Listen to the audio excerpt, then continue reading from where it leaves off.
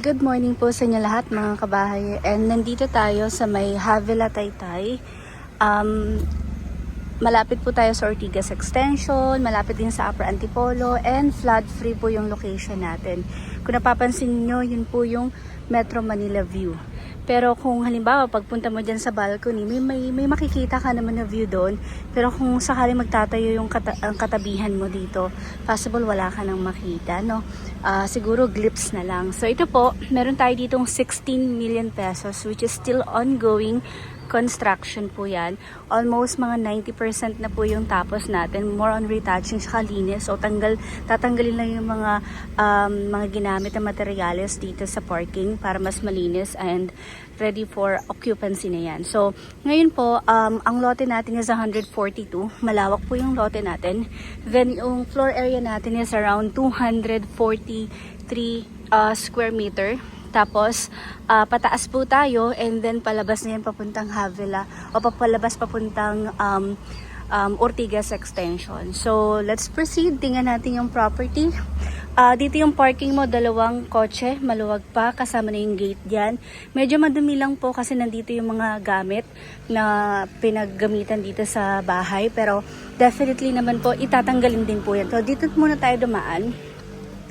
So, dito tayo sa ating main door, dumaan po. Ayan, meron ka pa rin space dito or porch, no? Tapos, yun, may mga view ka na rin nakikita. Tingnan lang natin, medyo madumi lang eh. So, yan, 2 parking po yan, malawak po yan mga kabahay. Then, let's proceed po sa loob, no? Ayan, tingnan lang natin yung pagpasok mo dito. Sa right side mo, you have your living area and dining area, no? And then dito naman is your kitchen. So, ang lawak ng kitchen mo dito. Then may space ka pa rin sa ilalim.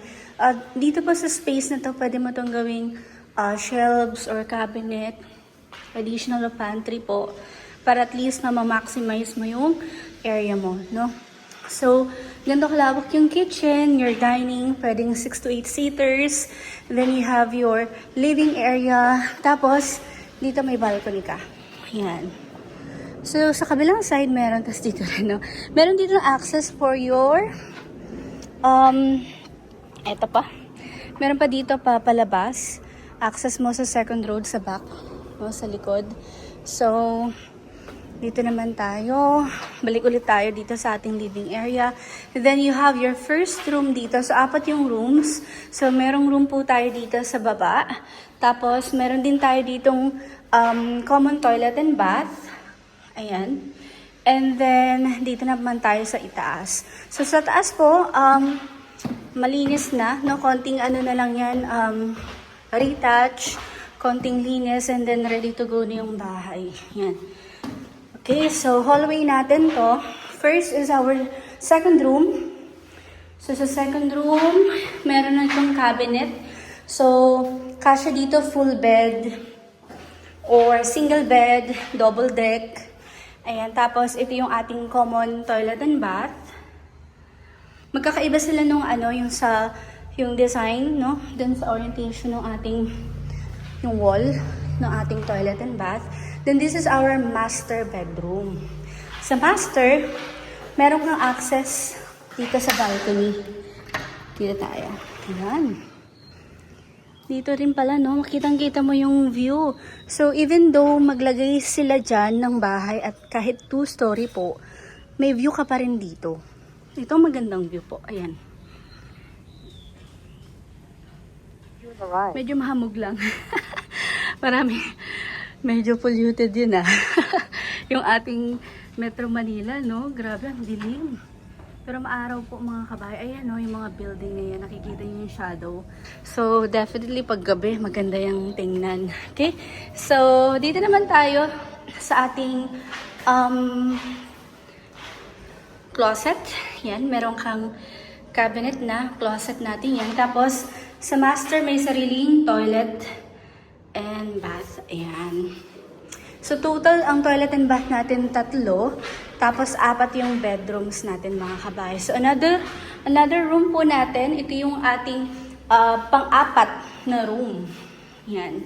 So, lahat po may mga cabinet na. Tingnan lang natin yung mga cabinet. Ayan. Yan, so may mga drawers dito. Ayan.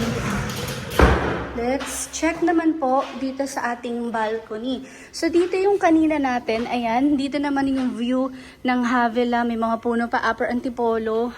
Dito rin sa side na to, may view din, ayan.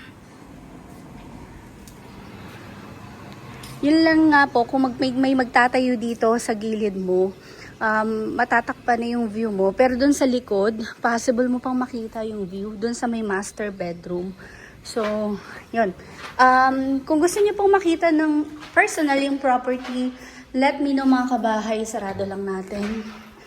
Yan, let me know. And then aside from this, we have other properties po na for sale. Kung gusto niyo po yung around 13 million to 16 or 17 million pesos na mga single houses po within Upper Antipolo or Antipolo, Taytay. Yan. Message niyo lang po ako sa Viber.